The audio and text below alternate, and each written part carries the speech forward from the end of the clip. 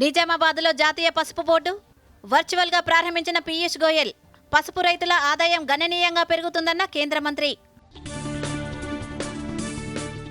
పసుపు బోర్డుతో స్థానికంగా ఉద్యోగ ఉపాధి అవకాశాలు పెరుగుతాయన్న ఎంపీ అరవింద్. ప్రాసెసింగ్, ప్యాకేజీ యూనిట్లతో బీడీ కార్మికులకు ప్రత్యామ్నాయ ఆదాయం సమకూరుతుందని వెల్లడి. ఉపాధి కోసం గల్ఫ్ వెళ్లిన వారు తిరిగి వస్తారని ఆశాభావం. భారత వాతావరణ విభాగం 150వ వ్యవస్థాపక దినోత్సవం. మిషన్ మౌసంను ప్రారంభించిన మోదీ. ప్రకృతి విపత్తుల నష్టాలు తగ్గించేలా కృషి చేయాలని శాస్త్రవేత్తలకు ప్రధాని పిలుపు.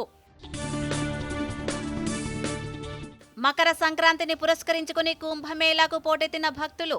రెండవ రోజు 2.5 కోట్ల మంది భక్తుల అమృత స్నానాలు. తెలుగు రాష్ట్రాల్లో వైభవంగా సంక్రాంతి సంబురాలు. రంగురంగుల ముగ్గులతో సంక్రాంతి లక్ష్మిని ఆహ్వానించిన తెలుగు లోగిళ్లు. పాక్ ఆక్రమిత కశ్మీర్ లేకుండా జమ్మూ కశ్మీర్ అసంపూర్ణమన్న రాజ్నాథ్ సింగ్. పీఓకే పాకిస్తాన్కు విదేశీ భూభాగమే అవుతుందని వెల్లడి.